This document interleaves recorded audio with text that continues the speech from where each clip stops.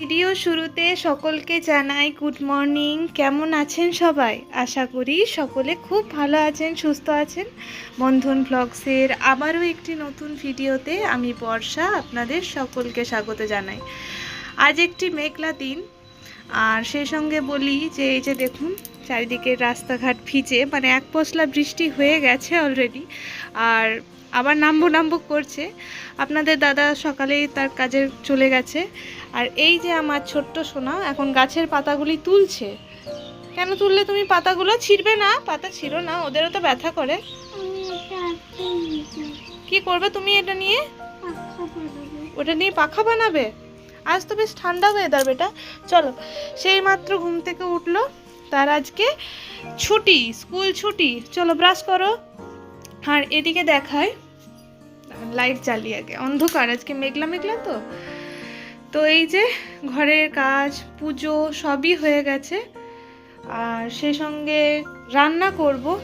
তো এখন দেরি আছে রান্না করতে। আগে তাকে ব্রেকফাস্টে জিজ্ঞেস করলাম যে কি খাবে তুমি, তো সে বলছে যে সে আজকে স্যান্ডউইচ খাবে। তো সেই দিকে ব্রাশ করুক আর আমি তার জন্য স্যান্ডউইচটা রেডি করি। আর আপনারা আজকের ব্লগটা দেখতে থাকুন। তো বাবু ওঠার পর এই বিছানাটা পরিষ্কার করে নিয়েছি। তো দাঁড়ান, স্যান্ডউইচ বানাবো তো সেই জন্য ব্রেডটা বার করে নিই। আর আজকে স্যান্ডউইচটা শুধুমাত্র আলু দিয়েই বানাবো। চলুন যাই। রান্নাঘরে চলে এসেছি। এখানে একটু গরম জল বসিয়ে দিলাম। বাবান ঘুম থেকে উঠে একটু গরম জল আর চ্যবনপ্রাশ খায়, এটা তার অভ্যাস ছোটোবেলাকারই। আর যেদিন চ্যবনপ্রাশ খায় না সেদিনকে তুলসী পাতা আর মধু দিই। তো এখন তাকে এটাই দেব। বাড়িতে থাকলে তো তার হাজার রকম বাহানা, আর নিত্য নতুন তাকে করে করে দিতে হবে, এটাই তার দাবি। তো যাই হোক, এই যে আমি তাকে জলটা দিয়ে দিই আর সোজা এবার চলে যাব ব্রেকফাস্ট বানাতে, কেননা একটু টাইম লাগবে আজকে। সেইটা খেয়ে নিয়ে পড়তে বসে যাবে, আর আমি তার ব্রেকফাস্ট বানাতে চলে এসেছি। তো স্যান্ডউইচের স্টাফিংটা দিয়ে ব্রেডটা একেবারে রেডি করে নিয়েছি। আর এই রেসিপিটা আমি আমার চ্যানেলে শেয়ার করব। অবশ্যই আপনারা জানাবেন যে এই রেসিপিটা আপনাদের কেমন লাগলো। তো এই যে ব্রেডটা আমি আগে তাওয়াতে সেঁকে নিই, আর তাওয়ার মধ্যে আগে একটু বাটার দিয়ে দিয়েছিলাম, তো সেটা আর দেখালাম না। এই পিট ওপিট করে একটু ভালোভাবে লাল লাল করে একটু সেঁকে নেব। আর আজকে স্যান্ডউইচটা আমি টমেটো সস দিয়ে সার্ভ করেছি। আপনারা চাইলে ঝাল ঝাল ধনেপাতার চাটনি দিয়েও সার্ভ করতে পারেন। এটা কিন্তু দুভাবেই খেতে খুব ভালো লাগে। আজ যেহেতু একটু মেঘলা ওয়েদার না, সেই জন্য বেলাটা ঠিক বোঝা যাচ্ছে না। অনেকটাই বেলা হয়েছে, কিন্তু আজকে আমাদের ব্রেকফাস্ট করতে দেরি হয়ে গেল।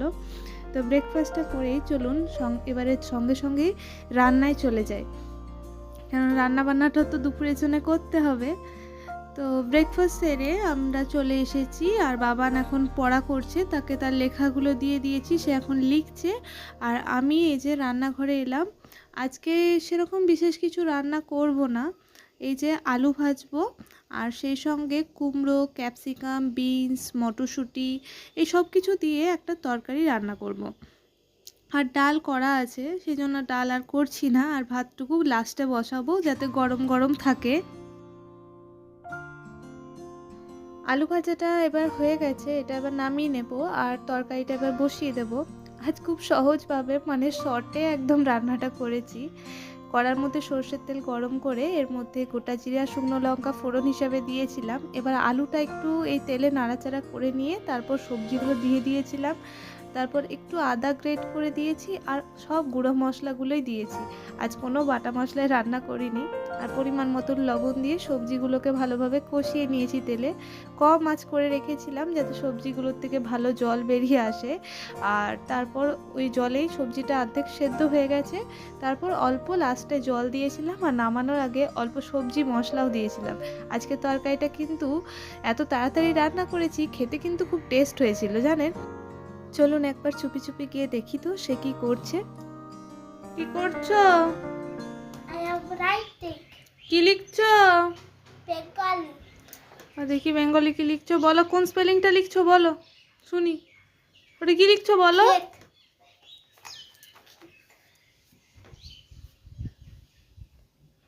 কই লেখো ক্ষেত বানানটা দেখি, বলো আগে ক্ষেত বানানটা বলো শুনি। আচ্ছা লেখো, আমি যাই রান্না করি, তুমি লিখে নাও। হ্যাঁ, আমি আবার আসছি। সকাল থেকে যা মেঘলা ওয়েদার ছিল আর ঝিপঝিপ করে বৃষ্টি পড়ছিল, ভাবতেই পারিনি যে রোদ উঠবে। আর দূরে আমার বাড়ির পেছনে যে সজনে গাছগুলো আছে সেগুলোতে এখন ফুল থেকে ডাঁটা ধরা শুরু হয়ে গেছে। বেশ কয়েকটা আঙ্গুর এই যে জলে ভিজিয়ে দিলাম, খুব ঠান্ডা ছিল, ফ্রিজে ছিল তো তো সেই জন্য একটু জলে ভিজিয়ে দিলাম। বাবান খাবে এখন, এখন ভাত খেতে দেরি আছে, এখন এটা খাবে। তো চলুন একটু রান্নাঘরে যাই, দেখি তরকারিটা কত দূর হলো। তরকারিটা হতে আর বেশিক্ষণ লাগবে না।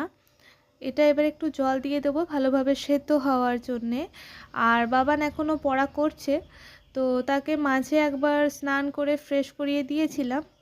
তো আর যেহেতু মেঘলা ওয়েদার সেই জন্য ঠান্ডা ঠান্ডাটা একটু লাগছে, তো বেশি তাকে চান করায়নি, একটু অল্প জলে গরম জল করে স্নান করিয়ে দিয়েছিলাম। তো তার লেখাগুলো কটা বাকি আছে সে এখন লিখছে, তার লেখা হলে আমরা খাবার খেয়ে নেব। তো চলুন আপনাদের সঙ্গে দেখা হচ্ছে আবার বিকেলবেলায়।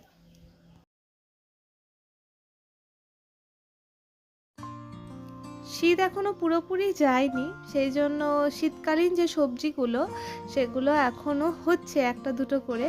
আমি চলে এসেছি ছাদে। বিকেলবেলা এই টাইমটা না আমার ছাদে কাটাতে খুব ভালো লাগে। তো আজ দেখলাম বেশ কয়েকটা বেগুন বড় হয়েছে, তো সেগুলোই তুলে নিচ্ছি। আর এগুলো তরকারি হবে একদিন। নিজের গাছের ফসল তুলে সেখান থেকে রান্না করতে খুব ভালো লাগে। আর এই যে দুটো কালো বেগুন আছে সেগুলোও তুলে নিয়েছি, আর সেই সঙ্গে দুটো সবুজ বেগুন ছিল, আর বেশ কয়েকটা মটরশুঁটি দেখলাম বড় হয়েছে। তো চলুন সেগুলোও তুলে নিই। বেগুন গাছগুলোর তলায় মানে পাতার ভেতর দিকে একটা ছোট্ট মতন এই যে বেগুন ছিল সেটা লক্ষ্যই করিনি। আর বেগুনটা আড়ালে থেকে থেকে একেবারে হলুদ হয়ে বুড়ো হয়ে গেছে। তো এটা খাওয়া যাবে না, এটা দেখা যাক কী করি। আর চলুন মটরশুঁটিগুলো তুলে নিই। মটরশুঁটিগুলো কেমন বড় হচ্ছে জানেন তো, মানে 5টা 6টা করে একসাথে বড় হচ্ছে, দিয়ে আবার বাদবাকিগুলো ছোট থাকছে, মানে একসাথে যে এক ঝাঁক বড় হবে সেগুলো তুলবো সে কিন্তু জো নেই, 5টা 6টা করেই বড় হয়। আর আমার তো গাছের সংখ্যা সেরকম বেশি নয়, সেই জন্য এক গাদা তুলতেও পারি না। তো এই যে কটা বড় হয়েছে সে কটাই তুলে নিচ্ছি। আর গাছগুলোতে জল দিতে হবে জানেন, ফুল গাছগুলোতে এখন রৌদ্রের তাপটা খুব বেশি বলে শুকিয়ে যাচ্ছে, সেজন্য এগুলোতে 2বার 3বার করে জল দিতে হয়। আর এমনি যে সবজির গাছগুলো আছে সেগুলোতে 2বার, কোনো দিন 1বারও দিই। আর ফুল গাছগুলোতে 2বার 3বার করে জল দিতে হচ্ছে, বিশেষ করে গাঁদা গাছগুলোয় যা জল দিতে হয় না যে কি বলবো। আর এই যে দেখছেন যে মটরশুঁটির সিজন যেহেতু এবারে শেষ হয়ে আসছে সেই জন্য গাছটাও এবারে আস্তে আস্তে শুকিয়ে যাচ্ছে। ধনেপাতাগুলো এবারে তুলে নেব, এগুলো পাতাগুলো একেবারে শুকনো হয়ে গেছে। তো ফুল গাছগুলোতে জল দিচ্ছি। আর দাঁড়ান এই ফুলটা দেখাই কি সুন্দর হয়েছে। আমার বাগানে কিন্তু স্ট্রবেরি ধরেছে, সেটাও আপনাদেরকে দেখাবো।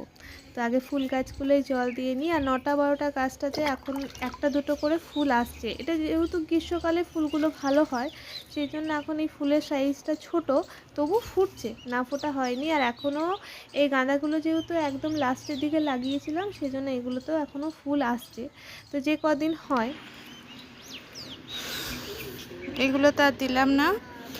আর এই যে এগুলো তো সব দিয়ে দিয়েছি। ও আপনাদেরকে তো দেখাতে ভুলে গেছি, স্ট্রবেরি গাছটাতে কি সুন্দর ফুল এসছে দেখুন।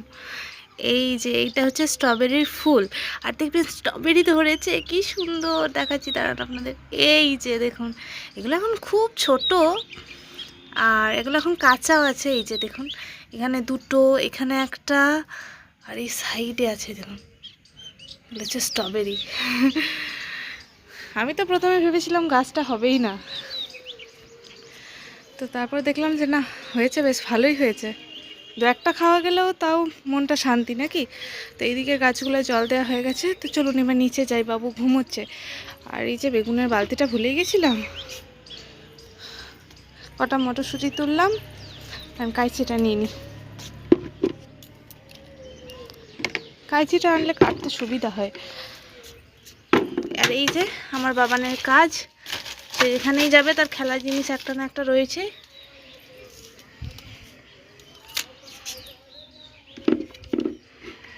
চলুন যাই। আজকে সিঁড়িটা খুব অপরিষ্কার হয়েছিল, ঝাড় দিলাম সকালে, আপনি কি ধুলো।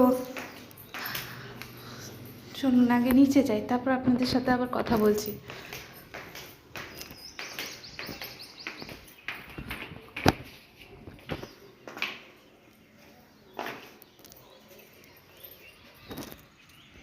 তো সন্ধে হতে গেল, আর সন্ধে হলেই মশার এত দৌড়াত্রি যে কি বলবো। আগে তো আমি জানলাগুলো বন্ধ করি, তারপর।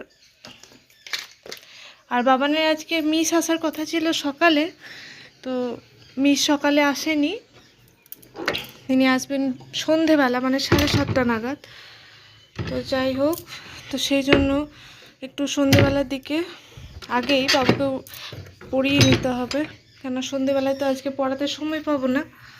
লাইটটা আগে জ্বালি, আর এদিকে জানলাটা চলুন বন্ধ করি। সন্ধে হলে এই আমার হচ্ছে একটা কাজ। ওর ওই যে ফাঁক থেকে দেখা যাচ্ছে পড়ন্ত সূর্য, কি সুন্দর বলুন। এই পড়ন্ত সূর্যের আলোটা আমার খুব ভালো লাগে। তো জানলাটাকে বন্ধ করি। আর সজনে ফুলগুলো মনে হচ্ছে হাত বাড়ালেই পেয়ে যাব। তো চলুন আগে বন্ধ করি। কাল এগুলোকে চান করাবই, এগুলো কতদিন চান করেনি, কি অবস্থা একদম। আমাদের এখানে এত ডাস্ট না যে কি বলবো, এগুলোকে কাল শ্যাম্পু করাতে হবে। চলুন এবার বিছানাটা পরিষ্কার করে নিই, তারপর আপনাদেরকে দেখাচ্ছি যে ছাদ থেকে কী কী তুলে আনলাম। তো এই যে বিছানাটা পরিষ্কার করে নিলাম, আর এখনও মিসের বই খাতাগুলো রেডি করিনি, এগুলো পরে রেডি করব। আর বাবুর যে সোয়েটারগুলো আছে, সেই সোয়েটার মোজাও তার জন্য ঘরে রেখে দিই, কারণ অন্ধকার, সে ঘুমোচ্ছে। হ্যাঁ, সে আগের থেকে অনেকটাই সুস্থ আছে, সেটা আপনাদেরকে বলি। এই যে, তার এই যে এগুলো একেবারেই সেরে গেছে, আর নেই। তো সে এখন ঘুমোচ্ছে, আর ফোনের আলো দেখে সে এখন উঠে পড়লো। তো এখন সে ঘুমোক, বালিশের কাভারগুলো পরাবো, ওগুলো কাঁচা আছে। তো চলুন আগে দেখাই আপনাদেরকে।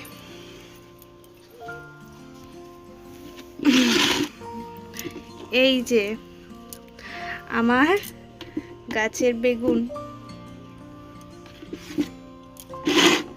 এই যে দুটো সবুজ, আর এর আগেও হয়েছে, তো সেগুলো আর তোলার সময় পাইনি। তো ভাবলাম একবারে সবগুলো একটাও না তুললে মনটা খারাপ লাগবে না, পরে এগুলো দেখলে তখন মনটা ভালো লাগে। আর এটা যে গাছের পাতার তলায় ছিল, তো এটা দেখতেই পাইনি, একেবারে শুকিয়ে গেছে, মানে শুকিয়ে এটা একদম বুড়ো হয়ে গেছে।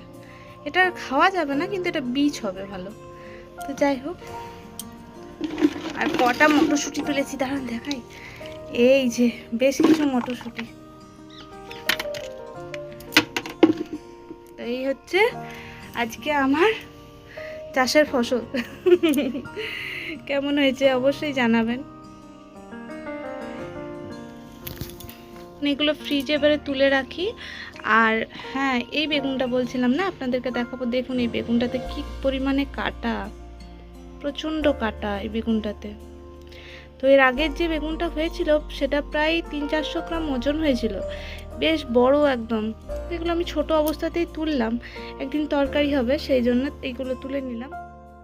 আজকের ভিডিও আপনাদের কেমন লাগলো অবশ্যই কমেন্টে জানাবেন, ভালো লাগলে লাইক করবেন, সাবস্ক্রাইব করবেন। দেখা হচ্ছে আবারও নেক্সট ভিডিওতে। সকলে ভালো থাকুন, ধন্যবাদ।